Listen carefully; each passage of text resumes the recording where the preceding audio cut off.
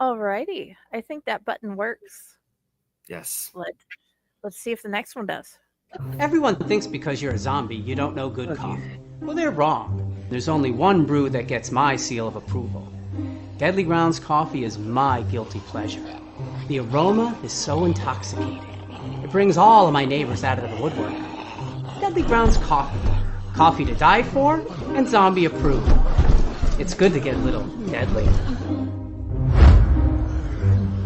Use the front door! Oh, they're so disgusting.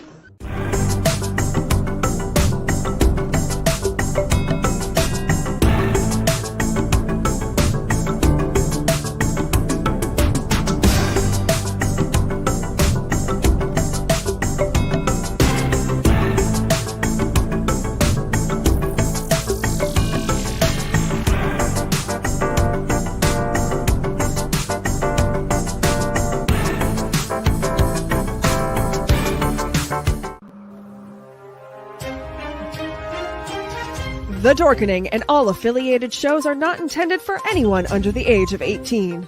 The following may contain discussions or scenes that have adult situations, graphic violence, nudity, strong sexual content, and graphic language. This show is intended for mature audiences only. Viewer discretion is advised.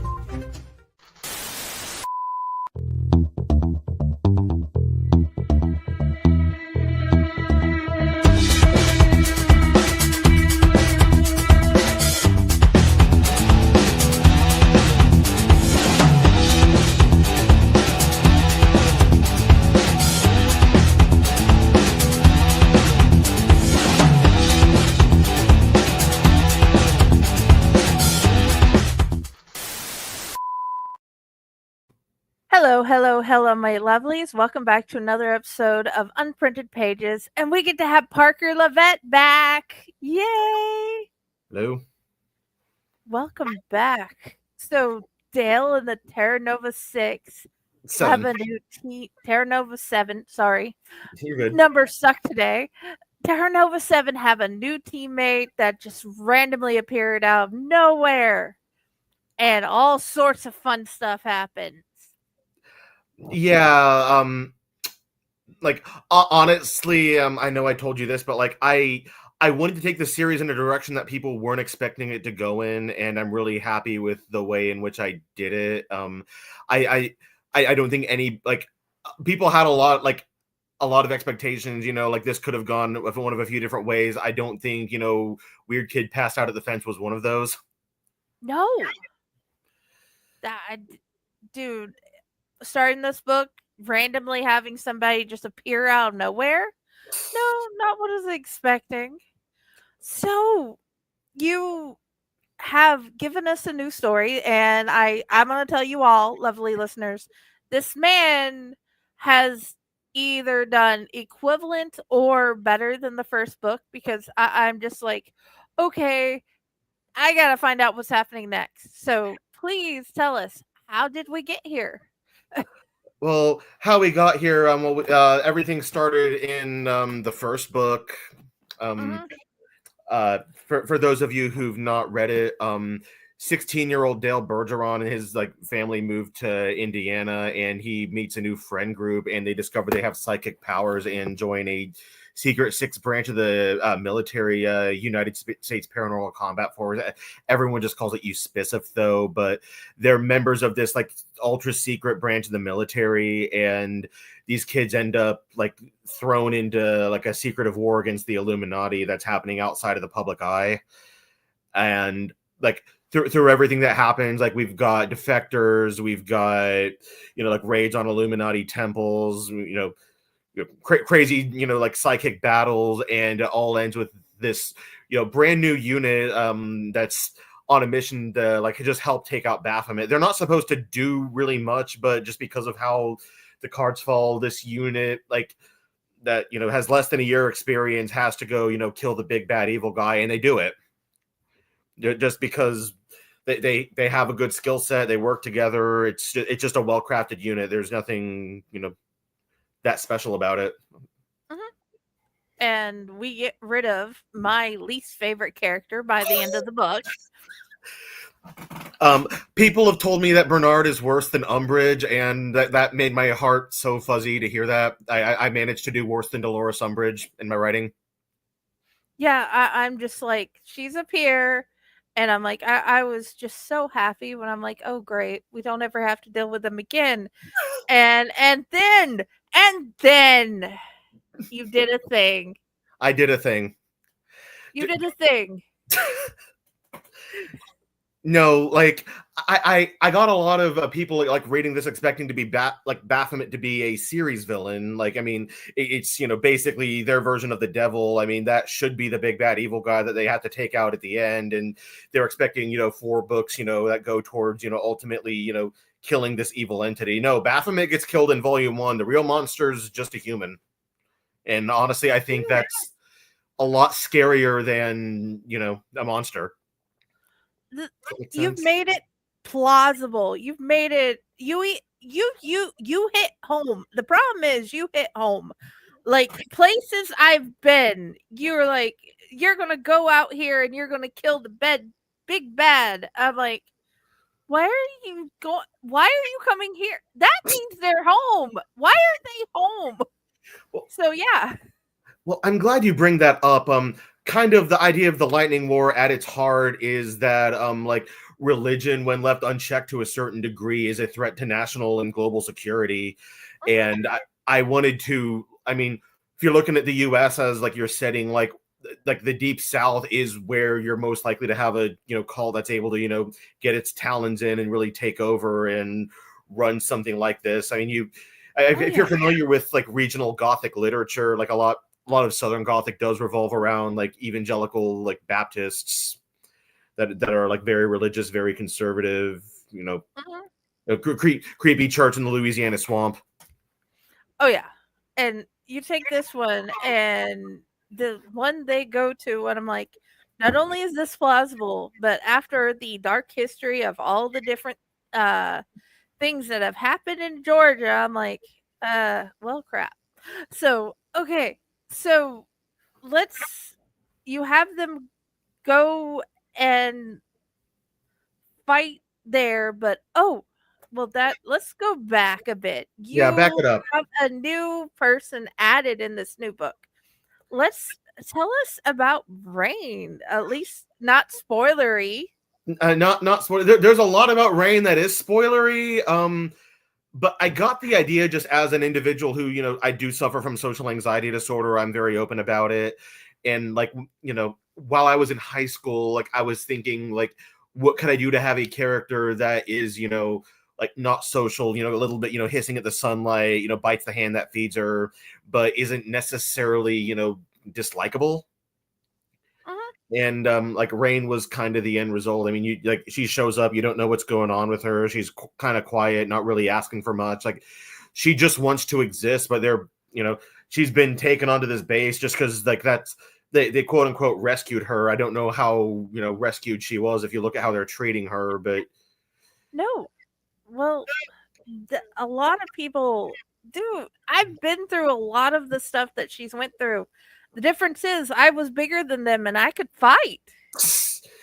And she can fight too, as you read further. Like that kid can absolutely kick your ass. She's just not doing it because, I mean, you see how they're treating her. Like a human can just reach over, grab her by the hair, and like yank her out of her chair, and that's totally fine. But the second she fights back, then it's a problem.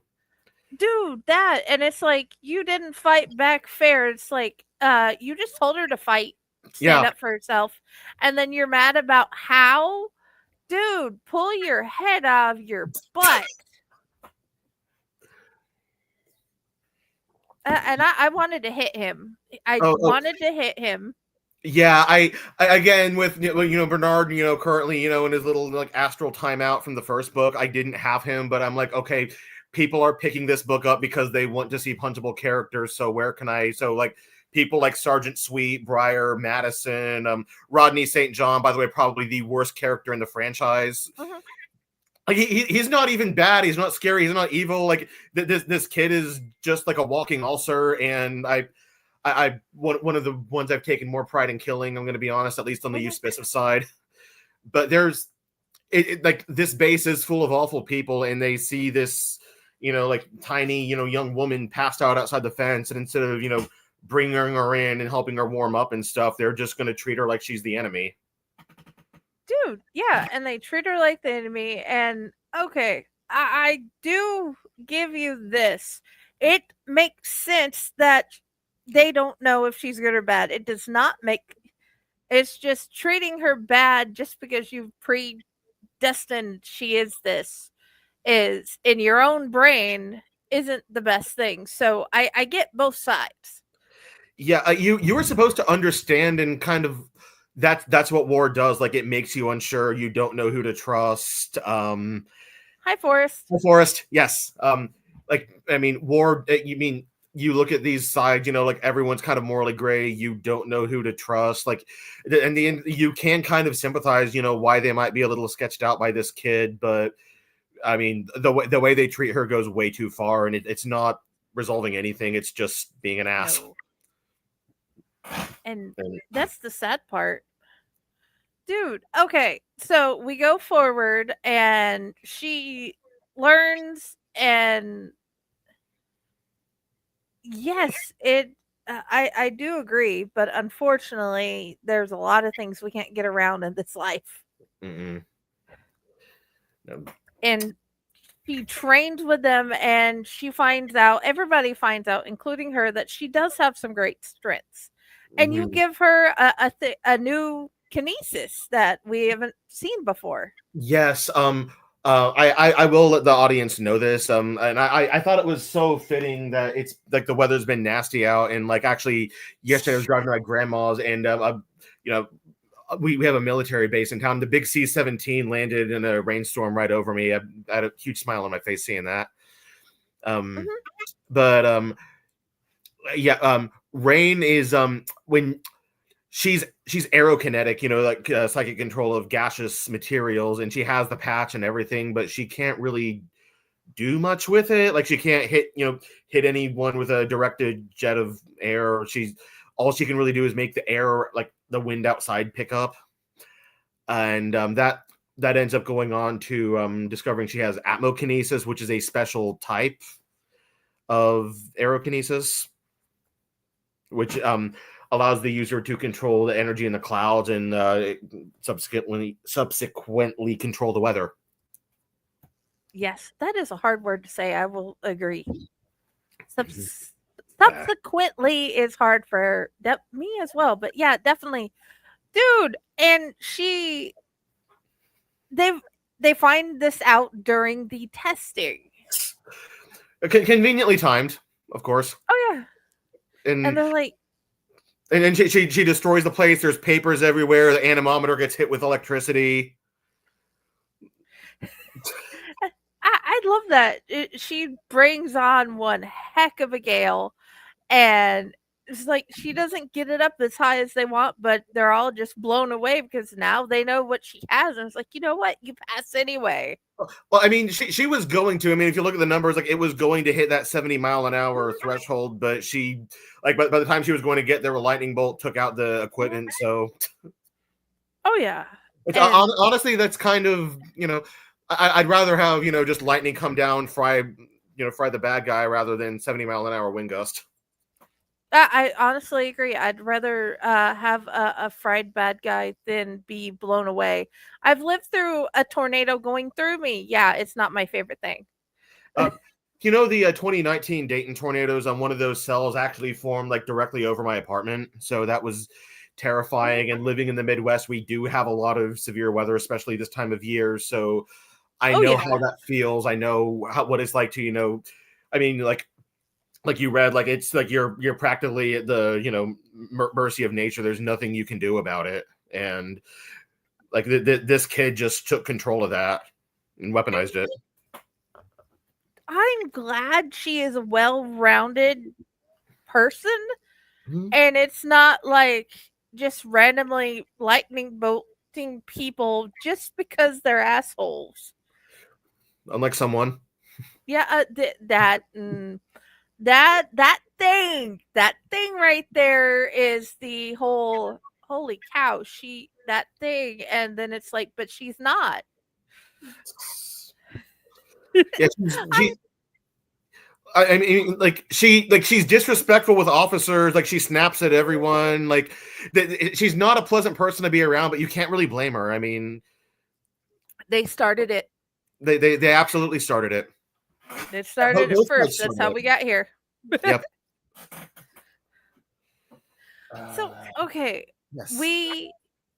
Dale is like curious, and he goes off and does what every smart kid does, and he goes to the library. And then Yes. he starts trying to find out what she has, and by finding out what her kinesis is, he finds out what she is. So here we find out you brought in a whole new race in the series. Yes. Yes. The Lightning War has its own fantasy race, and it's completely original. Oh yeah, I've not like seen this before. I've not seen it how you've made it. They're not dwarves. They're not hobbits. They're not elves. It's something completely unique to this universe. And I love how it's sort of, it feels like you went kind of demigod in it, but not exactly. Do you want me to just tell everyone like what exactly we're dealing with here? I would, in this instance, I'm like, let's explain. We can get more people interested if they get an idea of what this new species is. Well, kind of like I don't know said, if this- the Rain's character was inspired by the idea of someone who was, like antisocial and hissing at the sunlight, but not necessarily evil. However, like her race as a whole, like I had this idea for this character, and then I'm like, well, like, what if she was a different race? And then I expanded upon that. I was actually kind of going with the idea of like, I'm not even sure how to say this, but like, like, messengers or prophets or avatars of like these astral beings. Like, what if they could create like, a humanoid being like in the material plane to do their bidding, that, maybe they look like them, maybe they shared abilities with them, shared traits. And like, it's a whole, like, they are astral beings, but they're also people at the same time. So that kind of, yes. I mean, like we saw Baphomet, who was an astral being, but that thing was absolutely destructive. And, Yeah. like you couldn't reason with it, you couldn't communicate with it. And we have another astral being in this story that's just, it's not even like Baphomet level, it's just nightmare fuel. And which I did because I wanted to do nightmare fuel. Please continue. But And like I agree with that I agree with your angel. This race, however, they're not nightmare fuel. They're people that you can interact with and get to know. And like, if you're really lucky, maybe one of them's going to, bond themselves to you and you'll have a friend for life. And dude, I like how you did the relationships. They come down and then they're bonded. They ended up with a best friend. And I pray that all of their best friends are not assholes like Briar or Sweet. I hope they all are like, you know what? You're my little buddy. Now you're my little sister or brother. We got this. Well, that's kind of the idea. I probably should have made that clearer, but they do have some say in who they pick, and like she's not gonna, nobody's gonna imprint on a jerk like one of those two. Okay, that's good, because it's one of those. I don't know how it could go in the future, but I was hoping, as if they continue to be part of everything, that they will only have like good guys. Well, yes and no. I'm doing something interesting in the fourth book involving this race. However, I can't say exactly what it is, and it also involves a known character. So that's about all I can. But their person that they bond to will be good to them, though. Maybe we'll see. I mean, I hope so.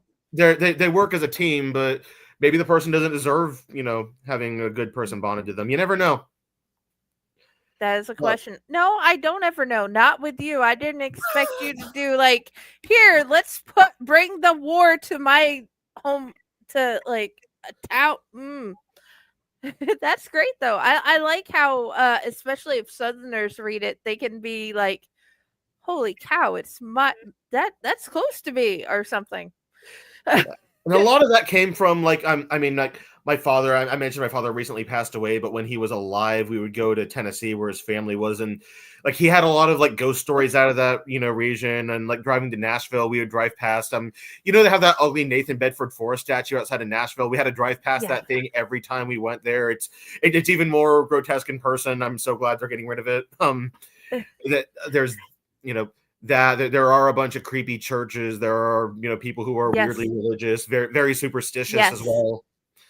And that's kind of why I figured that's the if we're going to be divvying up the U.S., like that is the part of the country that is most likely to get like sucked into a cult as a whole, as well as the Midwest. So those are kind of ground zero for some of the like stuff we're going to see in the third and fourth book. Okay. And we've seen bases in Kansas. We've seen bases in Bama, which I've also lived there, which I thought was cool that they have a base in Alabama. Is there one in all the states or just like the main known military ones? There are 10 USPCF bases total, and they're not gonna visit all of them, but they're gonna visit most of them.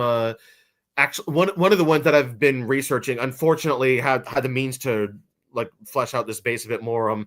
You probably read Alaska has a big like USPCF military prison that they're running up there, and now like I'm seeing all these stories about people who are being shipped to El Salvador, and that's been showing me what this like a lockup operation on this scale might look like. And I've been looking at pictures and reading about it and seeing like what can I take from real life into the story to further the social commentary that I am telling.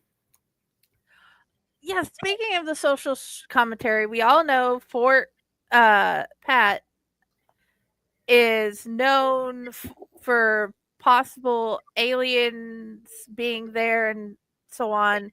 Are you going to use that or any other bases in Ohio in your story?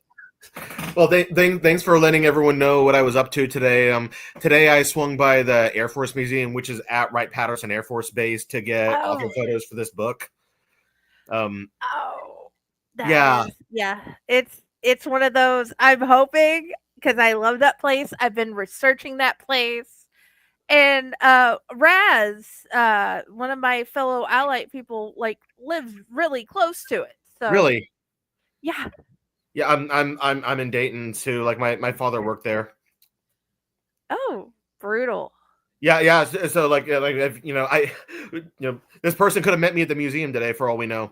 Well, I don't know, because he's been doing the haunt stuff today because they're running their Friday the 13th haunt thing. So odds are he was trying to make sure that happens because he's one of the managers. But yeah, that would have been awesome if you guys met. That would have been yes. Right, Pat does have a lot of folklore. It's not the same folklore that is prevalent in the Lightning War series, but it is the same, like ultra clandestine. We're up to something we maybe shouldn't be messing with. Don't talk about it. Oh, okay. And I didn't bring that up because you were there. Sorry, go ahead. I said I didn't bring it up because you were there. I brought it up because it is like one of my favorite things. Yes, I did talk to someone in college who claimed to have delivered a pizza to Hangar 18, but I've never met anyone who's actually like told me they've been there themselves. Although I'm not sure I haven't. I've just not met someone who has been there and would tell me. Understandable. Okay, I interrupted what you were saying, and I'm sorry, but I wanted to make sure it was just one of those. Yes, it would fit. Yeah, and we're talking about different USPCF bases. There are 10 around the country, and they all focus on like a different operation. They have a different specialty. They're all doing something different. Like Carolina, it's in the woods. They're all about wooded guerrilla combat. And then you go to Alabama and see their training exercises don't have any woods or anything. These people are just out in an open field, and it's old school formation, fife and drum. Mm-hmm. So that's a little bit different. And we have the prison up in Alaska. That's Volume 3, you're definitely going to see the Washington base, which is manufacturing, and you're possibly going to see either the Montana base or the Dakota base. I haven't decided if I'm going to show either. Okay. But one's like eclectic and bohemian, very, like psychic. It was the first USPCIF base. The other one focuses on Air Force ops. Mhm. So you'll get to see like psychic dogfighting and stuff. That is awesome. Like imagine, like you see the guy bang to the left and you can tell what they're about to do, so you can outplay them. Stuff like that. That's one of the things I enjoyed. They had 2 different formations, and then you could see how they're going at each other and how they're working. And I love the game you had them do, how you mix the game into the actual training. Yeah, a lot.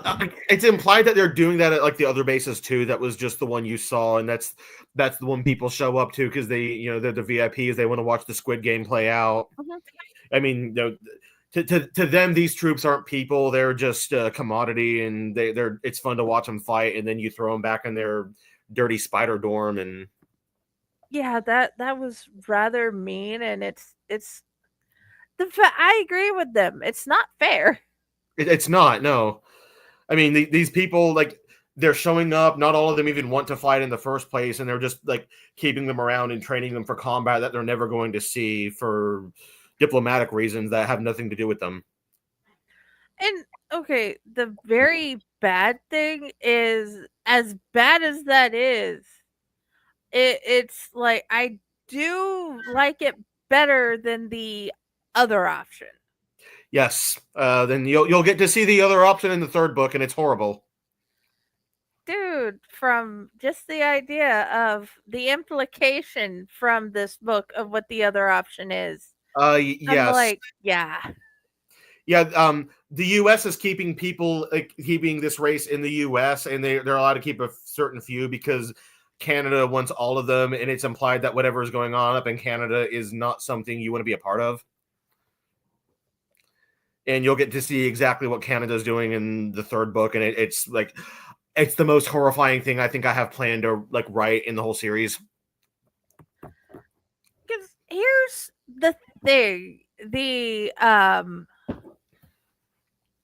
I know some Canadians are really wonderful, but also looking at the Geneva Convention and finding out how many of those were wrote in because of Canada.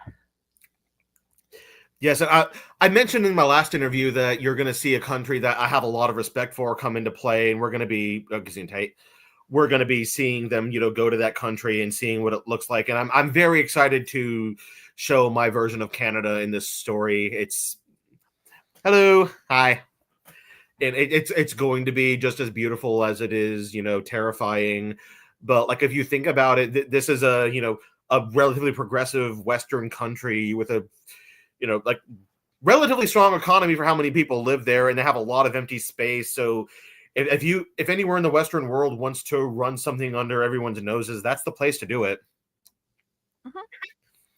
I'm not going to disagree. And since we're here, this is the part of the episode where we stop and we tell you, please go check out Fractured Mind Publishing, because I can't tell which side it's would have down there at, and then I can't tell which way it's the right way to point at them. But anyway, please go check out Fractured Mind Publishing. Read all the things. We've got Raz, Dez, and Patty in it. And besides, all the other authors are amazing, including him. He's a great author. Now, back to talking about why Parker LaVitte is an awesome author. Thank you. I did kind of want to get into like the kind of third, like, let's I wouldn't even know if you divide this up into 2 or 3 acts, the story, but like definitely the latter half involving like Canada's attack on this base. I did want to get into that because there was a lot that goes on there, and one thing that's kind of important is the main antagonist for the story, because that's probably also something people weren't expecting me to do. You got kick-ass mom turned into overwhelming, I think she's gonna kill me. Lovely. Yes. I know like a big literary trope in this day and age that I'm personally not a fan of is the likable villain. And I mean, anyone who's read the first book knows that I don't play that way. You're not supposed to like this person. They're the villain for the reason. And like, I mean, if I'm over here like humanizing a character like Bernard, I mean, people like that exist in the real world and they do have real victims. And I'm not going to go validate that behavior because it's wrong. I agree. Yes. So what I wanted to do instead is like have a villain that was, she wasn't likable. Like she's still absolutely reprehensible. Her thought process does make no sense. Like no mental gymnastics can possibly make you think that what this person is doing is the right thing to do. But she's so morally bankrupt, she can't see that. But at the same time, she thinks she has honor, thinks she's doing the right thing, thinks it isn't her fault. And her kids are afraid of her. Her kids are horrible, and they're also afraid of her. I'm not saying they're not. I'm just saying they're afraid of her. They're also okay, I don't want to play with you. You would not be a nice friend. Yes, Gretchen Merker has two kids, Ashley and Victoria. Ashley ends up like that's probably the worst part of this book in terms of like just gruesomeness and uncomfortable, like his fate. And that I stretched it out over a whole chapter, so it's not just like one death. Like you have to sit here and endure this shit.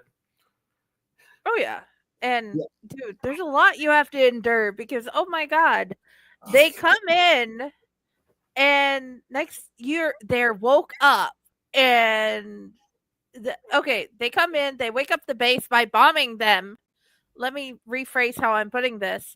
And then they get after figuring out if who's okay, everybody's in the thing, they fight to get, and then they are expected to go and have a nice talk. It makes no sense. I mean, like they had the talk over Zoom. It didn't work out. So like honestly, the rational thing would have been to just attack the base right then and there. But she does it and then tries to, like play the Uno reverse card and be like, see, I'm not so scary. You can talk to me. And then you see like, while she might not have a stance on Rain herself, like the kids and their friends definitely do. Mm-hmm. And like they're, like telling Dale he's like coddling up to the lab project and stuff. The whole lab project in one way they are, but not from what you're expecting. Yes. No, they're basically keeping them at a summer camp that doesn't end and making them play capture the flag and just sending them back to a dirty dorm. So, they are... Okay, let's go back forward. You want to talk about the attack on the base and what Merker does? Either or. Yeah, I'm just like... My brain is like they're a lab project, but they're not. They're like I said, the demigod. Okay, so, yeah. Sorry, I was thinking about the real, actual what they are. But, okay, that... and I wanted to... Let's do the Merker thing and the whole Kitsune Ubuntu. I am pronouncing it wrong. Utsurobune, I think it's pronounced. I'm not sure. Okay, yes.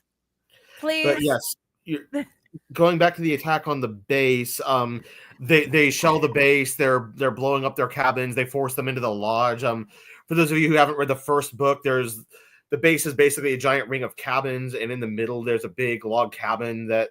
Like it's like a big ski lodge resort where all the administrative buildings are. It's kind of like a student union almost.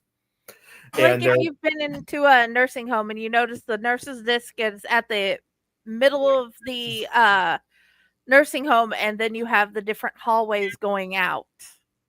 Could be it's also a way to explain.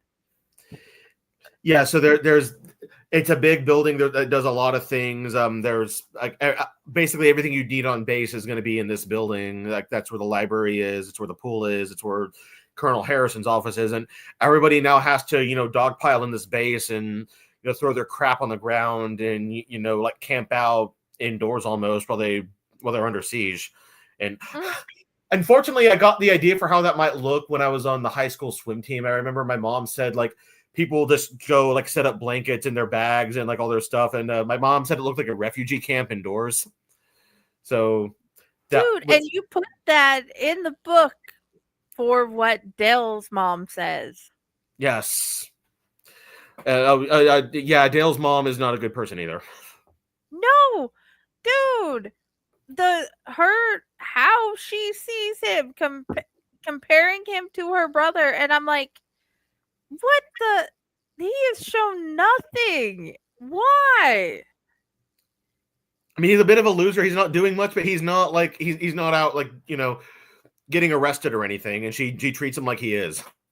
Yeah, and it makes no sense. I don't like the mom. I've been doing everything in my power not to be that mom. If you don't like the mom, you're gonna like the third book. Okay. I'm Okay. looking forward to the third book. I'm looking forward to having it in my grubby fingers. Yeah, the second book should be coming soon. I'm still editing it. I basically got back from the Netherlands, and I sit down and I see like a day ago, like Patty sends me, "Here's your edits. You're like it's good. We're going live on July 4th." I'm like, okay, I guess I know what I'm doing now. Dude, it is the perfect day to put it out considering what type of book it is. It is. It absolutely is. So back to what we were saying. Sorry, I keep getting off track. I know we're good at off track. We're neurodivergent, and it's like, yes. dude, the last time you came on, you had this wonderful purple fidget toy, and I'm like, I want one of those. Yes.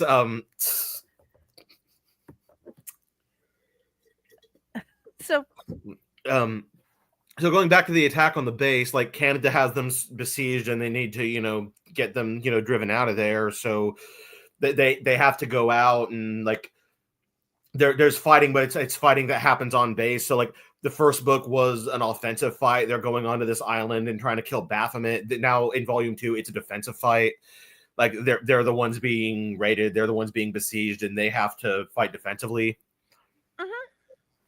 And you see that the officer that is orchestrating the other side of the fighting like is very morally gray, and you can't really tell what she's going to do or how she's going to justify it. And I think that's what makes it bit more scary than like Surrender or Die. oh yeah, because she's doing normal military techniques in a wartime. She's cutting off supplies. She has them holed up in one place, and she has them surrounded.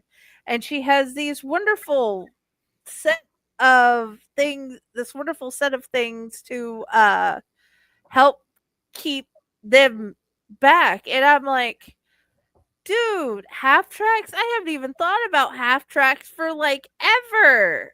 Because the last things I was looking up was ships. Yeah, the reason the half tracks work to like transport the flash freeze is because like their base is muddy. There are no paved roads, so they're going to need to move around somehow. But it also needs to be maneuverable enough to get the flash freeze to where it needs to be. And that also brings into this weapon. Canada has a special chemical weapon called flash freeze that can be hydrokinetically thrown at whatever you're trying to shoot it at, and it can easily be frozen cryokinetically. It has a very high freeze point and also is very flammable, so it can be pyrokinetically set on fire. And that weapon is used to kill off one of the more lovely characters in the book in epic fashion. I think you know what I'm talking about. That was horrifying. Yes, I love it. I'm like sitting here and I'm looking at it, and then I reread it to make sure what I thought I read, and I'm like, dude, wow. Yeah, I couldn't happen to a nicer guy too, and I wanted to do that death, but I didn't want to do it to a likable character, just because I'm like this is a little over the top. It's a little cartoony, but I got to do it. Yes, it was over the top, but it was beautiful. Oh, And I know I say that, and I'm like, it's horrifying, but it's beautiful. It's like he definitely deserved. But anyway, as we continue. Yes. If we want to get this off track, just have Kiki guest star on the next episode. I'm sorry, that was mean. I would have a no. You're not getting this. One of my favorite questions is to ask authors if they could have coffee or a meal with any character, what would they do?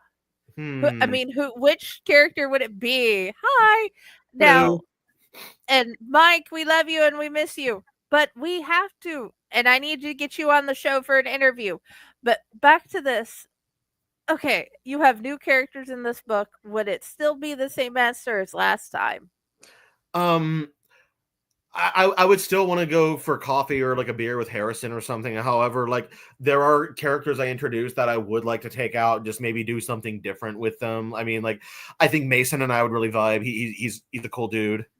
I think people are really gonna like him. Oh yeah. Yeah, Mason is Alina's new boyfriend, by the way. She does upgrade, although that wasn't hard to do. Yeah, dude, it's very easy to upgrade from that. It's just But yeah, okay. What how about after how he dies? What forward? After who dies? Yes. After the Rodney death, yes. Yes. Like they end up they have to go take back a bridge, which is a pretty standard military, assignment. Those bridges are a bottleneck. If you don't have that bridge, you can't get anything in. Like everything has to kind of bottleneck to that because you can't just build a bridge around every, crossing of the creek.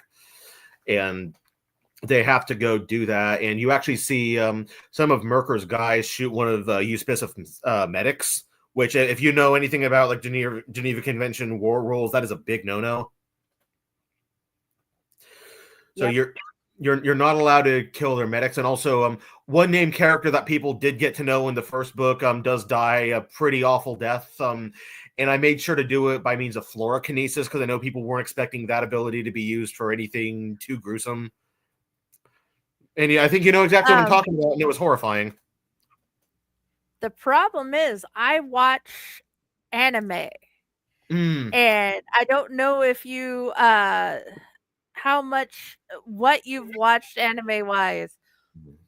What they can do with Flora is okay. So previous boyfriend was trash. Yes, no, dude, you got to read this book. He not only was trash, he was evil. The ways they can hurt people with plants is like wow. Yeah, like pine cones. That specific death was inspired by the punji traps used in Vietnam. If you've read about that, like so, some of the stuff they did there with plants was absolutely horrifying, and it makes like when you add in like a magical like plant control element, you can do a lot with that. Oh yeah, dude, I'm just glad you brought it in. There's so many kinesises that I'm like, I didn't even know that kinesis was. Yes, Poison Ivy from Batman. I didn't even know some of these existed. I found a list of like different like forms of telekinesis online, and I looked at it. Like some like I picked my favorite ones and the ones that I felt like represented the diverse magic system and worked. But some of the other ones in there were completely insane. Like one of them was lactokinesis, and it's like psychic control of milk. Okay, it's a thing. Yes. Well, there's a thing called blood bending, so why not? Oh yeah. I guess in theory it is possible for a hydrokinetic to kill someone with milk. I should give Dale like one of his little milk cart and just let him have that at next book. Dude, it's like the whole ability to have the metal or the hydro being able to mess with the blood. Yeah, I didn't want to do bloodbending just because Avatar did that so well. I'm like, okay, that's going to be their thing. However, I did have a fantasy race only ability called Saga Kinesis and an earlier like draft of it that was basically the same thing. Yeah, seeds can cause explosion. Yeah, yes, no, absolutely. That's where I got the idea for the pine cone bombs. Yes, I was trying to remember Kurama and I couldn't remember it for the life of me. Oh no, out of wine. That does suck. But I came bearing lots of tea. Yeah, don't worry, I got more Kool-Aid out there. That works. Just Um, make sure you didn't add anything to it. I wouldn't. I'm not in the Illuminati, not yet. But yeah, like after that, like another ability that I do think got a lot of light shined on it was quantokinesis in this book. With Colonel Merker being quantokinetic, like you know about that ability, but it really wasn't shown much in the first book. Now you actually see some of the horrifying ways like psychic control of chemical compounds can hurt someone. Yes, the way she shows us to begin with, and you're just like, okay, I don't know whether to call you mommy or to run in fear and hope I don't mess with you ever again. But unfortunately, we have to get rid of you. Yes, and the other one was like killing his cousin, so he took her dog tags, wrapped them around the guy's neck, and then turned it into potassium. Like that Yes. that was completely sick, and I'm proud of that one. You should be. You should be proud of both books. Thank you. He has not put that in the books in general. It'd probably be called chronokinesis. I don't want to mess with that though, just because that's opening a whole can of worms. I don't think would work well with. But I do like the idea. Like maybe like as a special ability, I could do something with that. The thing with like writing any kind of time control or time dilation is like you have to account for everything around it, and that can get really hairy. You have to be a very good author to do it, I think. Oh yeah. But yeah, coming out of that, they also discover that Canada has one of the manifestors from the first books, and they have tried to summon an astral being, and like just like Baphomet, we have an astral being fight, and it's just as horrifying as the first. And dude, Canada is very F around and find out. Yes. Yeah, like I mean, I know like it's Canada and like the country is a friend of ours in real life, but like the whole like Yes. duality between the two, I was inspired by how like the US and the Soviets were in the Cold War. Like one of them is not perfect, but openly, like they're relatively open about what they're doing. The other one's a bit more secret, and also they're hiding a lot of stuff out in the snow. Yeah. They're the implications of what they have and what they're not telling us and what they're doing with the wakes. It's like what am I trying to say? They don't want to tell us what they have, but they do want to use what they do have on us because we don't want to give them the wakes. What is the scariest thing so far would you say about the whole idea of where it's going? The scariest thing so far is like, imagine, I mean, I think about from Dale's perspective, he finds this kid and like he has to babysit her as an assignment, and ends up, she ends up really growing on him and being like the sibling he probably needed throughout his entire life. And now that they're going to these efforts to take her away and probably do horrible things to her. Yeah, I don't want to see them take away Sonya. Or Jody. That's just not going to work.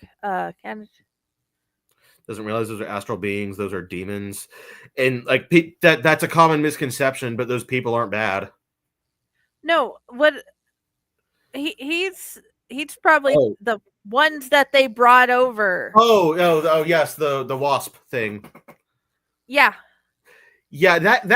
That being came from a very personal place. Like anyone who knows me knows, like I do not do wasps of any kind. I don't do them. I don't do their scary paper nests. I hate them. If I'm being perfectly honest. I hate them too. Yeah, no, I had a wasp. It was an early stage hornet's nest, I believe, that was built like out behind the eave of my apartment, like inches from my door last year, and I was not having it. Yeah, so like I was thinking, like imagine like what if one of these, like what if they were building the scary paper nest, but building them like inside of dead people that they killed? I can honestly say I've seen it in other horror books, and it was just It's one of those things that gives me nightmares. It does. Yeah, like I'm like, okay, like what can I do to make a wasp even worse? I'm like, okay, I can make it big, I can make its stinger into a drill, I can give it like the frog leg so it can like jump and latch onto you. I needed to make something that was total nightmare fuel, and like you said, like and like you said, like Canada didn't even realize what they were doing. They didn't know how to use this thing. They just said to like read to use it, so they used it, and this is what happened. It didn't mean that this being was going to be on their side. It was just around. Yeah, they're like, let's find out what this button does. And then don't press the button if you don't know what it does. yeah. Well, it's not like Highland didn't try to warn us. Don't press the button if you don't know what it does. If they did, they'd be all the buzz. Oh God. Oh, that was bad. That one stung. Yeah. Sorry. That's okay. Completely. I'm here for them. I'm just trying to get. Somehow I got tangled.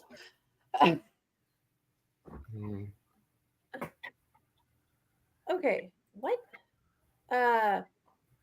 Reading in Two Towers, the way the book describes the absolute devastation of the ants brings to Isengard. Like most people wouldn't suspect of capable of causing harm, but only because normal trees do it imperceptibly slowly. Think about trees left to their own devices for years and what they can do. The ants did that in seconds. Yeah, that's valid. I mean, plants can do a lot of harm. They grow into things. Their roots can break things apart. But like the typically we don't view it as a threat because it happens so slowly. But if psychic abilities are involved, you can just psychically load that plant with whatever energy it needs to speed that growth up. Sorry, you can do a lot of damage.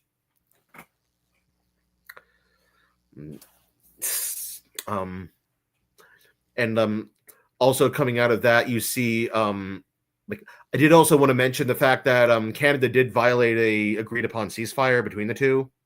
Yes. I think that was to be talked about because, like, I mean, like Harrison and Merker agreed to put their toys away for a night, and because they're both quote unquote rational adults and they should be able to play nicely. And like you see some of that, but then you see like Merker send some of her guys in after Rain to take her out, and and they both agreed that they weren't going to do that. So like, why is someone who seems rational going to break the rules and play this way? And then she admits I didn't want any more loss of life. I mean, like that's morally complex. Does that make it right to go back on that? I mean, because she had a point. Like if they kept fighting over it, more people were going to die.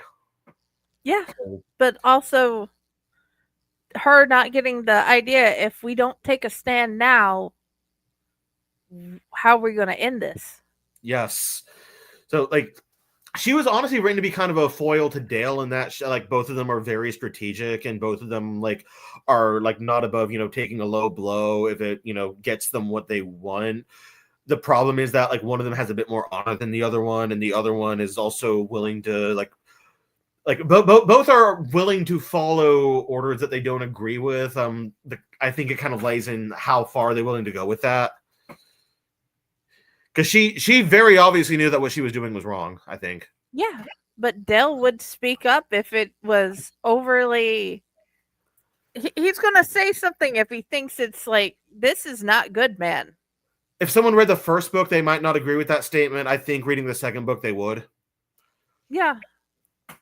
Yeah, like this whole thing is kind of his journey into not being a, passive, little pansy. And like if you read the first book, he did what he was told and shut up, and like he took what he was told, didn't question it. Like, but now he has someone who he cares about deeply that is like public enemy number one. He has to stand up for her. Like you see growth throughout the book of your characters. Yes, that is one of the best things. You make sure they grow. Dude, some of this is horrific, and it's one of those. How are they going to get past this mentally? I was gonna say, like, and you see, like, some of the growth does include, like hiccups and slip ups, and like you see the way Blake and Rain get along at first. Like they're like I'm writing this. I'm like, okay, I'm this is an intimidating task, just making them get past this. Mm-hmm. Because like if in real life they might not have ever been cool again after how he treated her, and people like Blake, so that I knew that's probably going to be hard to read for a lot of people. He's a very popular character. He's very likable character. He's very popular, but also he was afraid. With what happened, it's like, holy cow, what the hell? Why? And he doesn't know what she is or where she's from or if she's the enemy. So of course. And also, like, I did like the little dialogue she had with Alina afterwards about how she also had to get out of that. She also had to learn to not be afraid and take things in and learn and draw conclusions for herself after being raised in the church. Oh yeah, dude, it's hard to get past that. Mm-hmm. If your church is more culty than churchy, it is hard.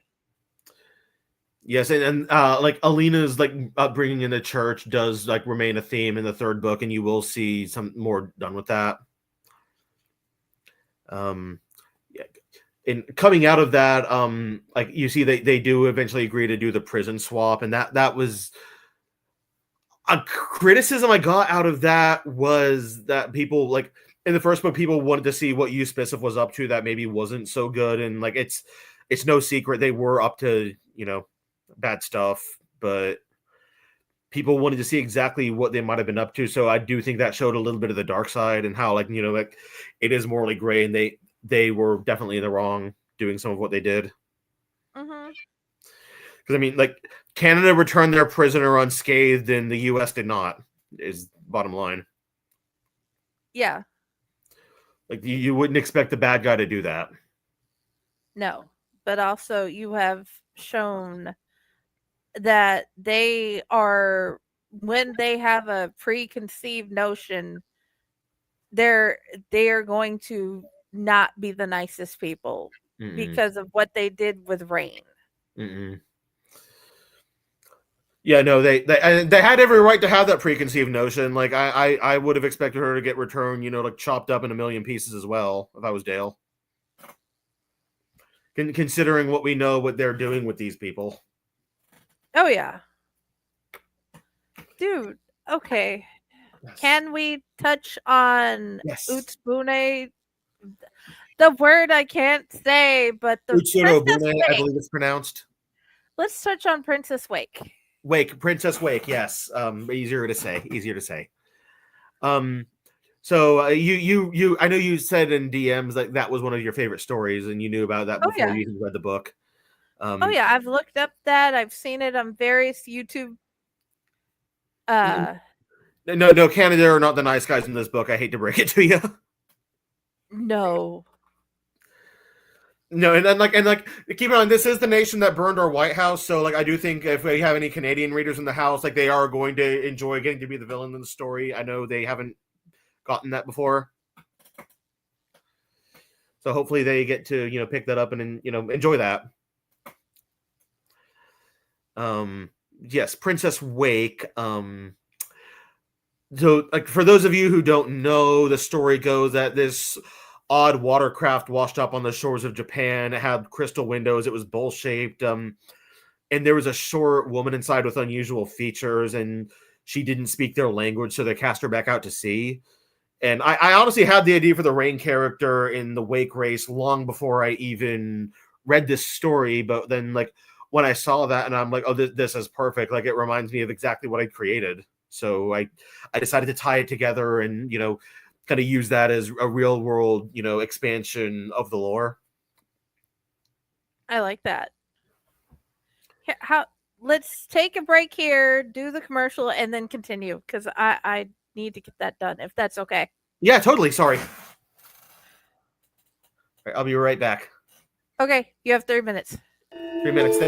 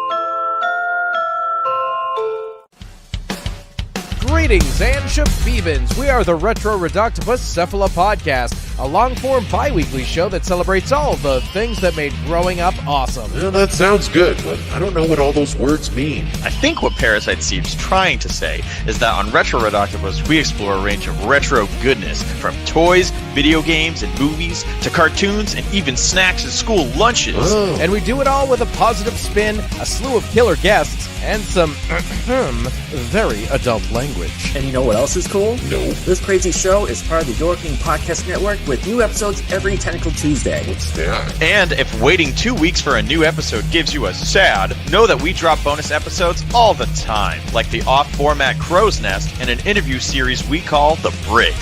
You can listen to Retro Reductopus on Apple Podcasts, Spotify, Stitcher, or any app that's cool enough to carry the only show that celebrates all the things that make growing up awesome.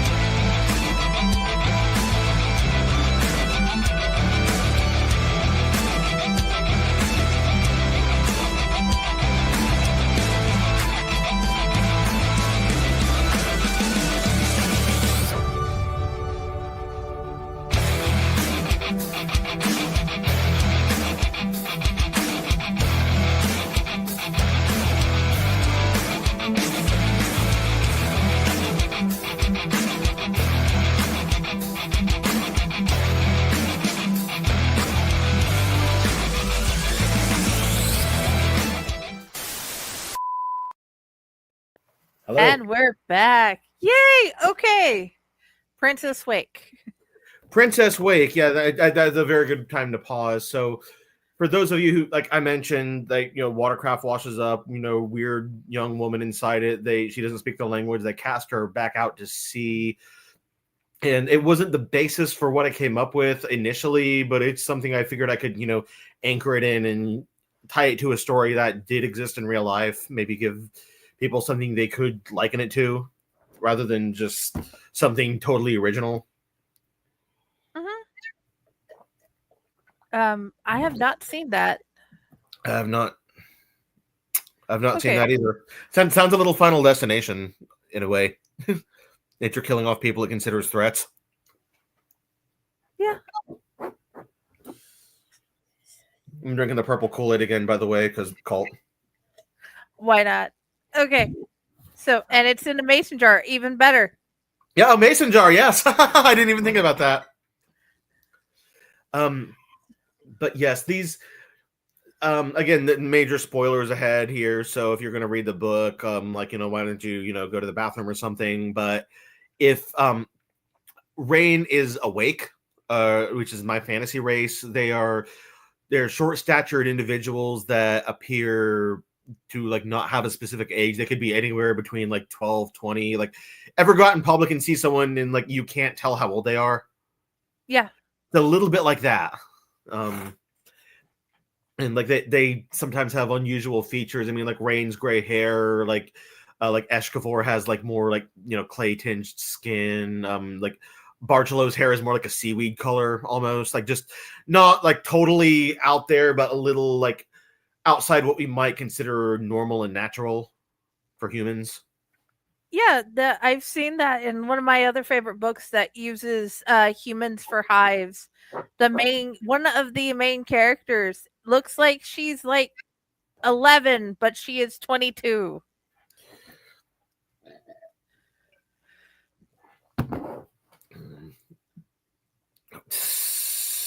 Oh my. One guy started his lawnmower and laid down in its path. Fun. Okay. Mm. We've definitely got to see this later. But Yeah, anyway. I have something similar, but with a snowblower in a later book. You'll get to see that. The thing is with these people is that in human psychics, their chakras are vestigial.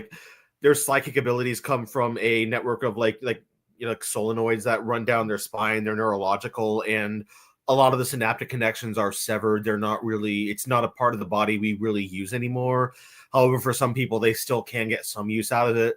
With Awake, they're completely intact. Like, none of the synaptic connections are broken. They work completely, and they have very strong psychic abilities that humans can't necessarily attain. Such as Rain's atmokinesis. And I noticed that their physical, what they look like, physical appearance differs from each one we see. Mm-hmm. And a lot of that comes from the fact that I wanted them to have like, I ever see those like cosplay arts, like they'll take like a non-human character and like dress up as it in like human clothes. Like, think like I was inspired by that a little bit almost, but with like astral beings. I mean, like you see like Barcelo's creator was like a wraith thing that was covered in seaweed. He has seaweed colored hair. That I like how it's all connected to the creator. Mm-hmm. And the thing that you do with each of them, how each one has a calling, but they don't have to follow the calling. They don't, and again, astral like morals are so different from ours that they might have been asked to do something completely stupid because the creator thought it was important. Like the coffee. It's a callback to the first book, even. Exactly. I mean, you don't have to follow it. You can just do you can do your own thing. I mean, it might, like, the temptation might be harder for some than others, but like there was a girl, like, she was put here for the sole purpose of using her hydrokinesis to spill an officer's coffee.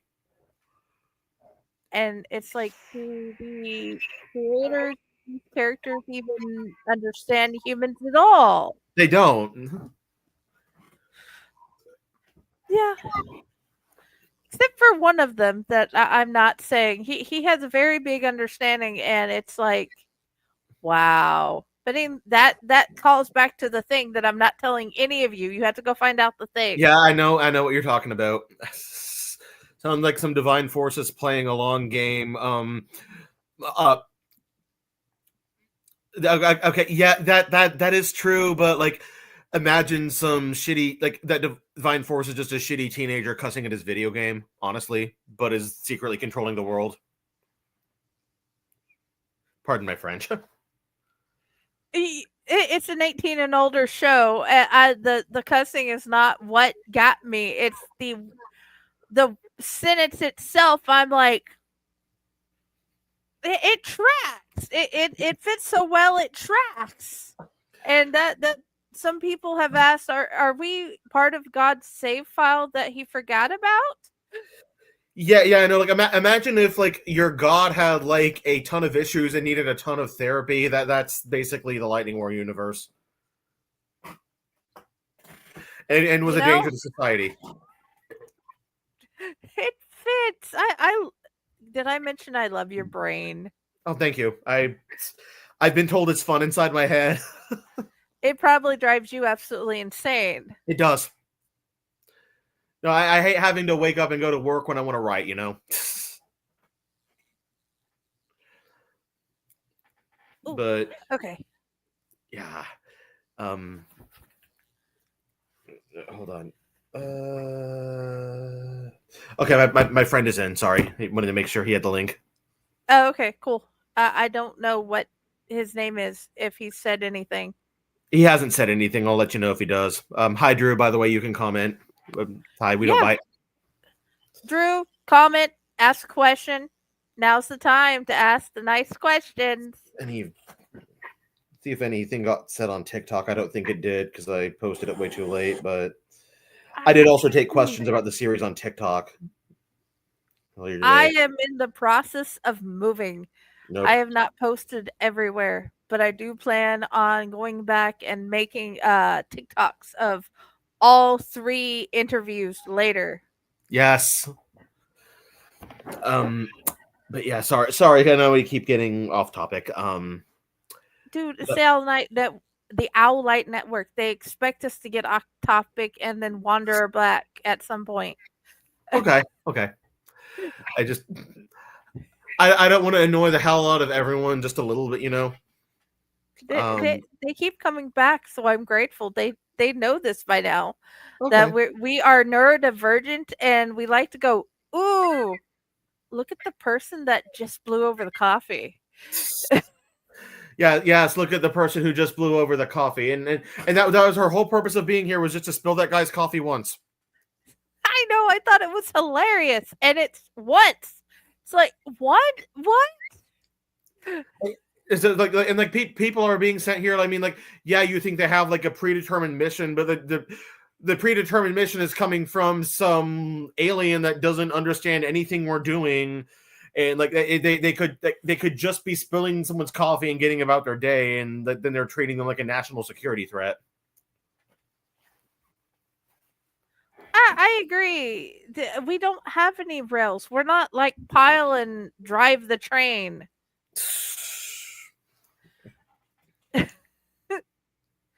So, okay. So we have wakes that entire purposes are predetermined by some godlike being that, and then none of them make sense.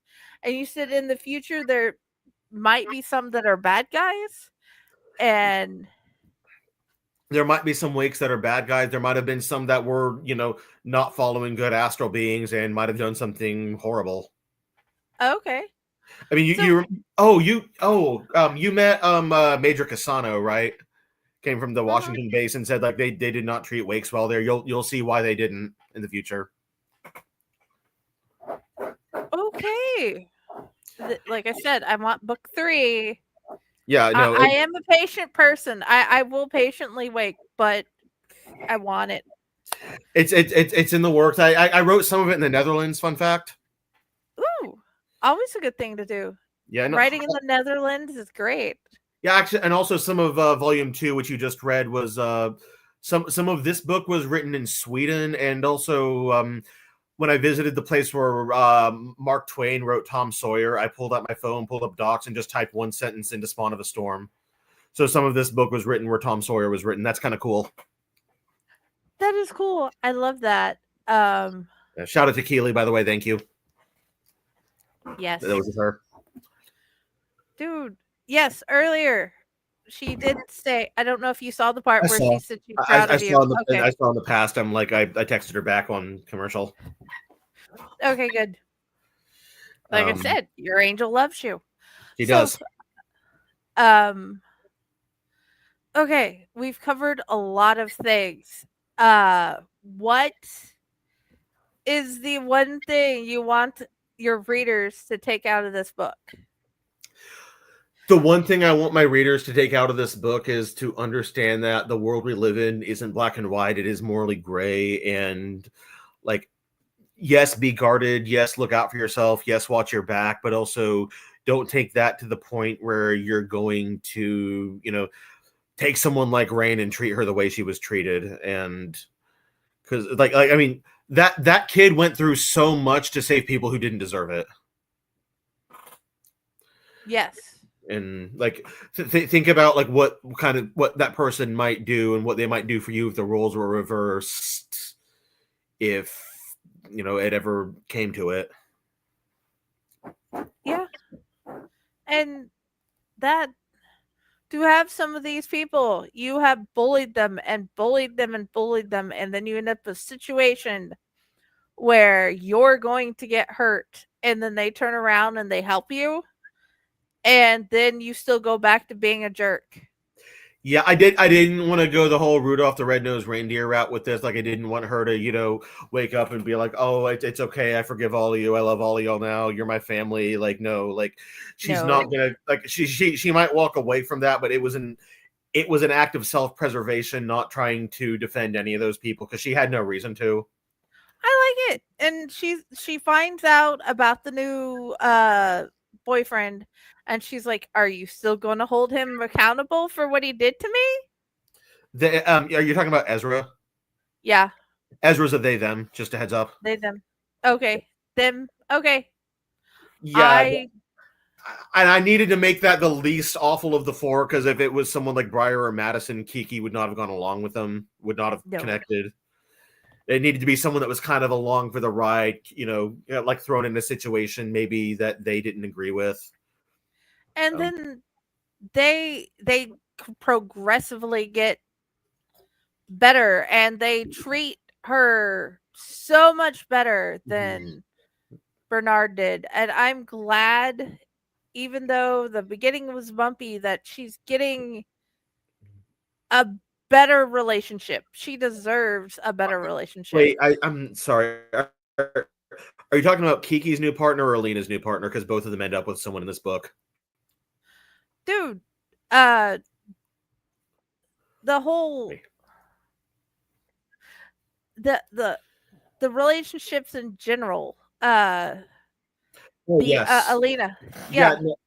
Alina's new partner, Mason's a totally different person. He was likable from the start. Yeah, but the fact that they're getting partners that are better than, like, comparatively to crying all the time. Yeah, no, I had a buddy, by the way, who had to he had to put like his copy of Grounding Unit down like every 10 minutes because like Bernard was pissing him off that much. I see this. I'm like, I'm gonna take a break, and then inside I'm like, yes, I did my job. Oh yeah. But yeah, no, Mason is a much better partner for Alina. He's a musician. He's very nice. And like also like you remember like his song about like being black in the South, like that's something like Dale didn't understand it because it's not an experience he had, and that's another thing I want people to take away from this. Like, I mean, I'm a white straight passing dude in the Midwest. Like, I'm not going to know what some of this behavior feels like. I'm not going to understand it. But like that doesn't mean I can't be an ally. It doesn't mean I can't listen. It doesn't mean I can't do my best to help. And I want people to take that away. Like, and you saw like a lot of Rain screaming, at the officers and stuff was because they're pretending to understand something that they can't possibly. No, she went off. You don't know what it's like. You have no idea what it's like. It's hard to be me. And she was right, because holy smeg. And the fact that you got actual human behavior so well. It comes with being a people watcher, Oh yeah. Where's your favorite place to watch people? I like going out in public, like to like restaurants and stuff. I go to a lot of theme parks. That can get interesting. Going to the museum with Mom today, I saw some interesting behavior. Like don't climb on the plane sign, and what are they doing? They're reaching up and grabbing the nose, just stuff like that. Oh yeah. And a lot of it did make its way into the book. Just like that's how you pick up on the little mannerisms that people have, the little tics, quirks they have, and that it's what makes it feel so realistic and so human when it's a story about psychic super soldiers. Oh yeah.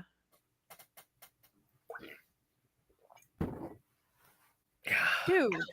Mm-hmm. Of all the ones that you have added, which new character do you want to hang out with most? Probably Mason. Like I feel like he'd be interesting to talk to. He has some life experiences that I don't, and also like I've typically vibed very well with musicians in the past, so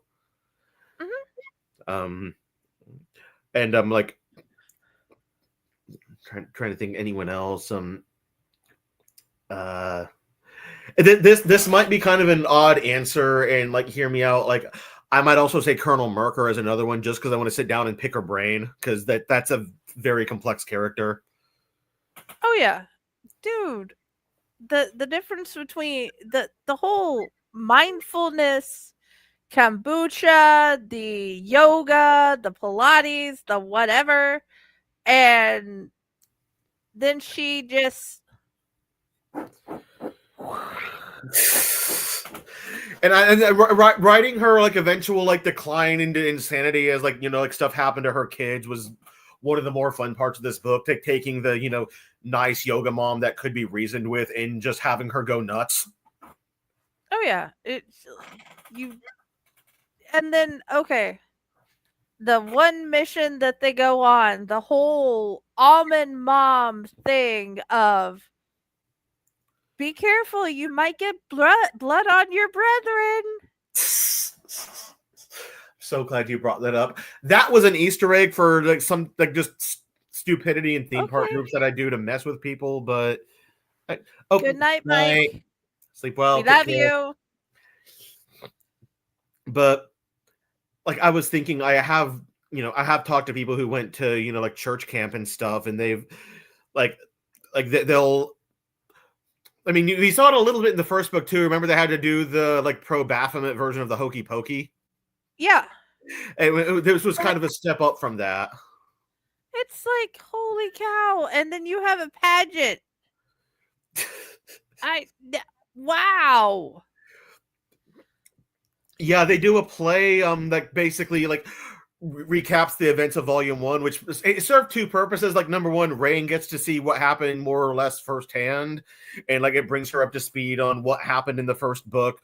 But also it shows just how insane these people are, having them dress up as like Baphomet and Bernard and super soldiers and pretending to kill each other on stage, and then like Let Us Pray. And it's dude, this book, you took the story and then you continued it, but you stayed true. It wasn't just a crappy sequel that was made to be a sequel. It was a continuance that took you to a new level. And it is definitely a great book. yeah, all of them are going to have like a different feel. Somewhat. This was a little bit more darker, a little bit more mysterious than the first one, and like that's going to be a Spawn of a Storm thing. The next one's going to be a bit more shoot 'em up, bit more angry, bit more violence. Counter Strike is the working title for that one. Lots of Okay. revenge. I mean, I'm they're definitely hitting curious. Canada back for what they did to them in this book, so it makes sense. Excuse the yawning. It has nothing to do with this because I'm not bored. I'm just tired. It's been a very long day. No, you're good. You're good. But yeah, okay. I'm trying to figure out what else. Something else I wanted to kind of touch on, and it Yes. doesn't really add much to the plot, but it shows some, and like some of it was honestly just kind of funny. Dale also discovers he has a new ability, as you saw. Yes. And he can, like, if she's sleeping near someone, he can possibly enter their dream psychically. Commando Cat, yes. I don't even know where Commando Cat came from. I just came up with the stupidest thing I could, and like I'm gonna be honest, that is something Blake would have dreamt about regardless. So, dude, I don't want that ability. I don't either. No. Like again, Keely, if you're watching this, like I'm sorry, I love you, but like I did get a call the other morning from my partner saying, like, are we okay? I had a dream you broke up with me for being Italian. So okay. People dream some amazingly weird crap. I dream amazingly weird crap. Okay, two things. Yes. Sometimes women dream about the guy cheating and then wake up mad at him. B, is your shirt the color I think it is? This shirt is this is the like gray Euspicific camo. I'm glad you asked. That's what I was thinking. I'm like, wait a minute, is that the camo from the book? Yes, it is. This is the camo from the book, and I'm wearing the Japanese mythology shirt under it with the cat on it. That is awesome. I love the cat. Yeah, I brought you up so everybody could see. Yes. Yeah, but no, like this is the same camo from the book. Okay, that is awesome. So this is what Euspicific super soldiers would wear into battle. I mean, they do a lot of their fighting at night, so it would make sense. Oh yeah, and they blend in very well. And dude, this whole, I don't want to go fight in a swamp. No, that's not fun. No, like I remember the World War I unit in school. Like they talked about how they'd have to like fight in like 12 inches of water all the time because those trenches would just accumulate so much water and they'd get like trench foot and stuff. And I'm like, this is horrible. I'm so doing it. Oh yeah, it's painful. Yeah. Something else I know Dale like picked up from his power. He managed to enter one of Alina's dreams. Mm-hmm. And I have had people like ask me, like what is going on with Dale and Alina? Like, does she like him? I would gather from that, yes. But it felt like that was the most uncomfortable, grossest thing he ever did. Dale's ace is hell, so it's probably going to be. Because the idea of kissing from that scene forward, everybody gets the idea. Holy cow, it really does gross him out. So yeah, he's going to probably stay that on that particular path of straight platonic with her, and I'm hoping she can deal with it and find somebody good for her. Yeah, because you see, this relationship also did not have a happy ending.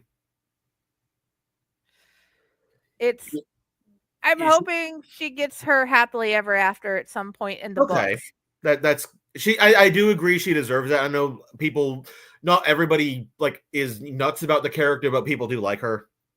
Yeah,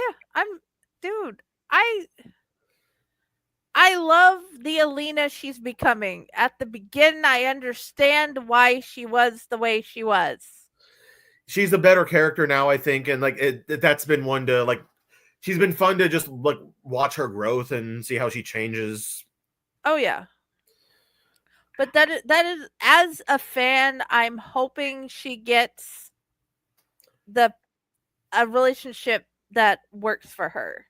I'm hoping that all of them end up in a happy situation relationship wise together, and those who want partners will have the partners they like. I agree. I think all of those kids do deserve, to be happy. Like at least everyone who's, left alive. Yeah. You know what? I have purposely been not thinking about you going through and just killing team members off because I don't want to like take away from what you may do in the future, because the way I think and the way you think, you can come up with some interesting deaths. That's one of the cool things about both having the psychic abilities as the magic system and the fact that they've also like rendered guns useless, because now they have to come up with more creative ways to do it, but it's still war violence at the end of the day. Oh yeah, there's a whole lot of violence. It's a war series. I expect violence. I didn't mean to ask you, like, what death probably traumatized you the most, if I may ask? Okay. To be honest, either the part where she's gurgling on her blood and dying. Okay. Or the so far being frozen and shattered. Okay. That makes sense. Because both of them, I am a CNA.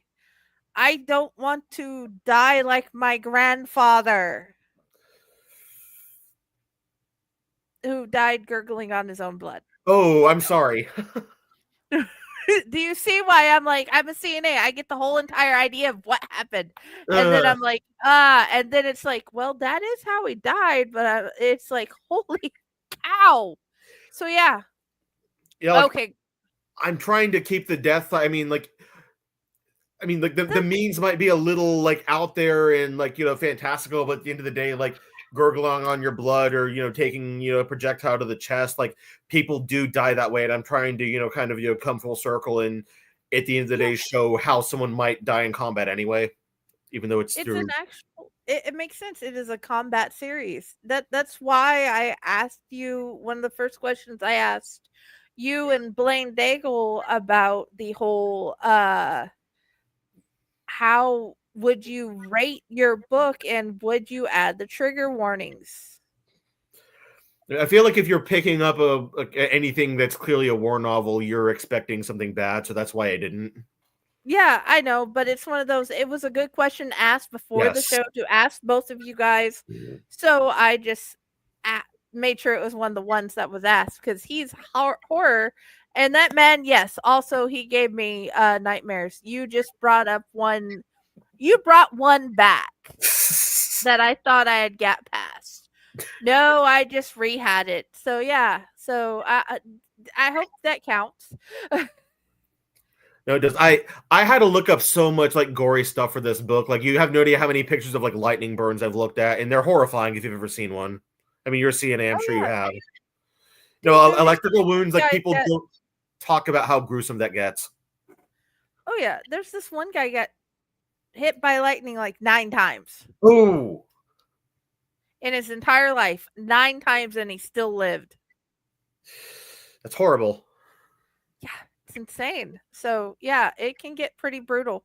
But also this other book by 4-book series by Charlaine Harris, she gave the antagonist. She got hit by lightning and she developed a new power. Okay. I mean, kind of like what happened to Kiki almost. Dude, yeah, because her power, she was able to sense the dead, be able to find the dead, and find out how they died. Oh wow, that's cool. That was. I'm not sure what type of kinesis that would be considered, but definitely that would be perceptive. And so if you're working in mortuary affairs, that would be like that'd be a godsend to have almost. Oh yeah.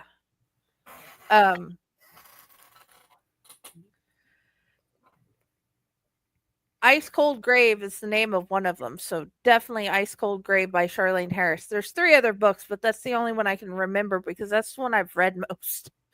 But yeah, dude, what was there anything else you wanted to hit on? From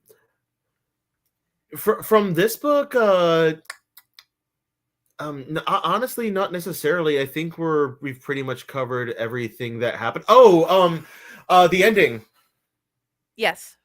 I mean, like, remember they're having Christmas. It's nice and fun, and then the TV comes on, and the next thing you know, there's blood everywhere. Yeah, I didn't know if you wanted to like tell the ending, but yeah, that's that dude. After what happened on Thanksgiving. It only gets worse. Quickly.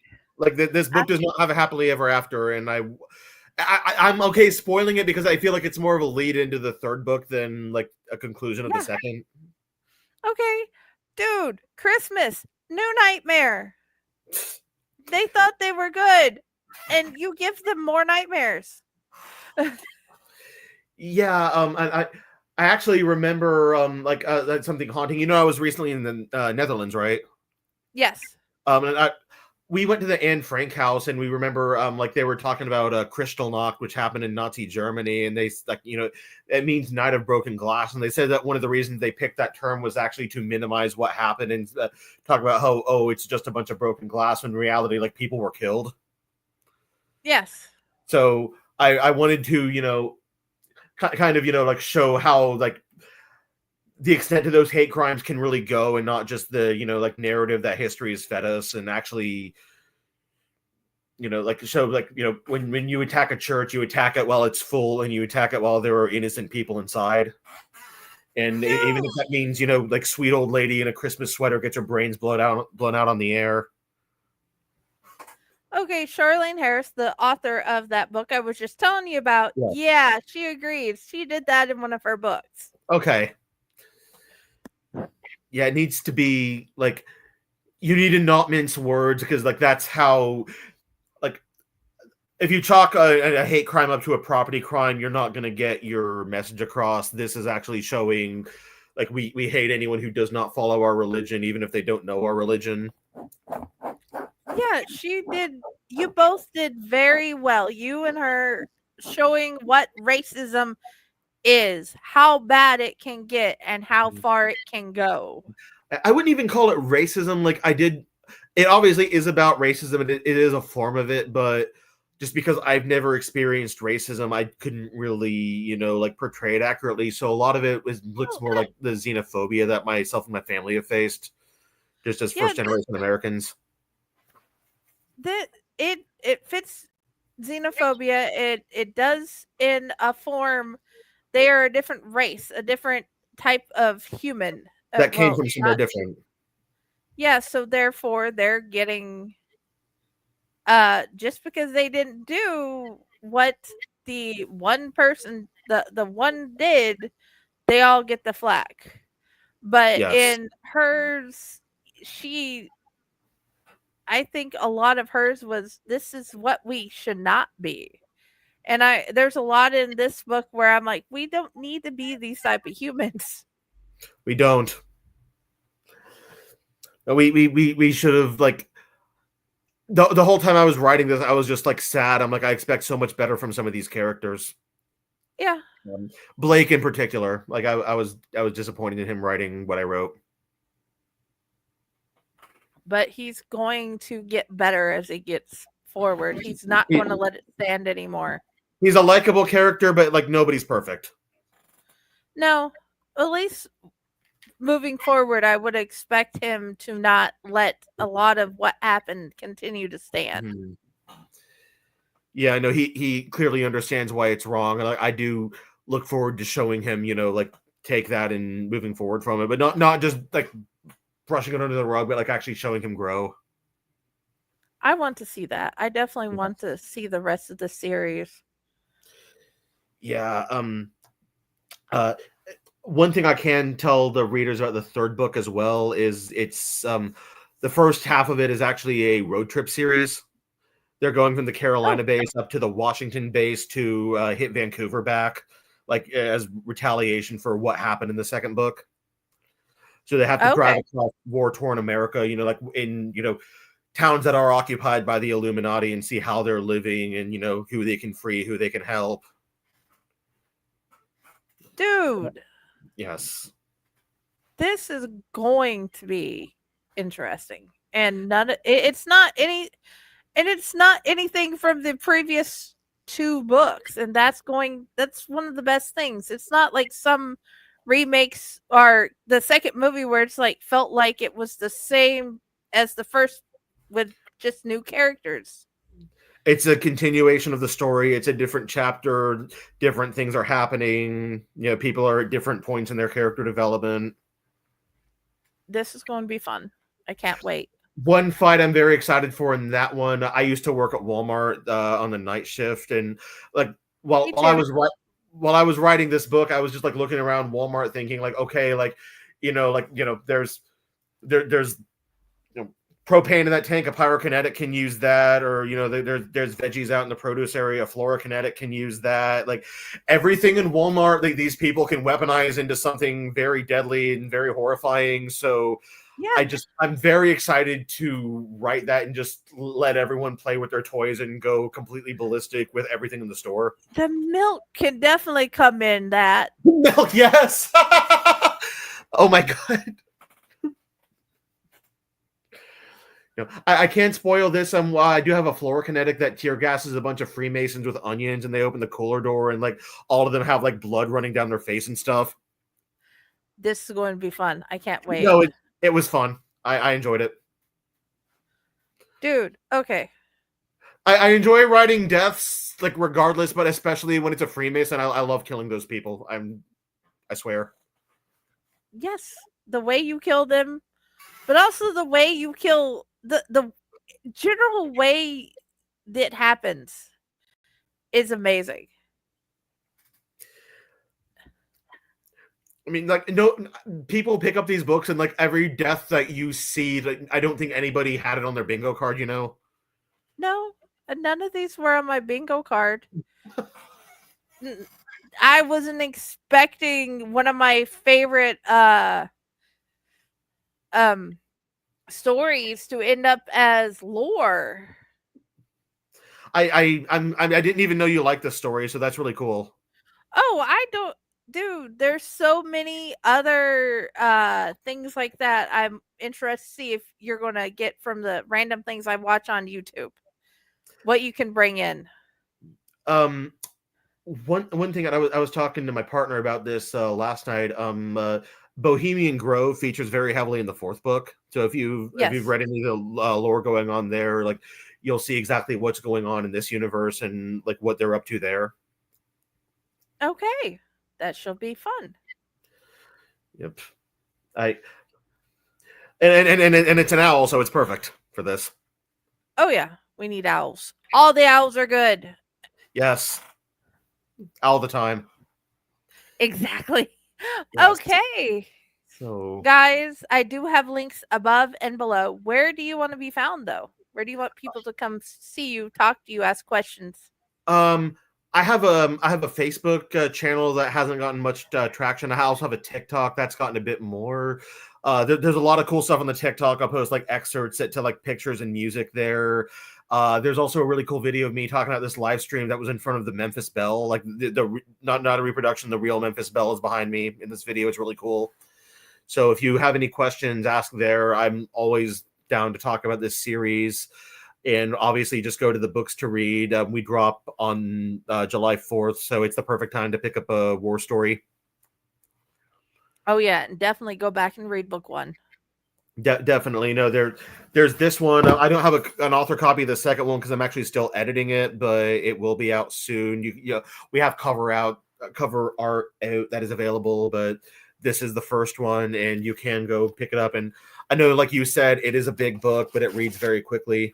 So, dude, it's the book is kind of thick, but once you get started, as long as you can deal with how much you want to kill Bernard, it's one of those that it's before you know it, you're like 300 pages in, and you're like, why? What do you mean it's time to go to bed?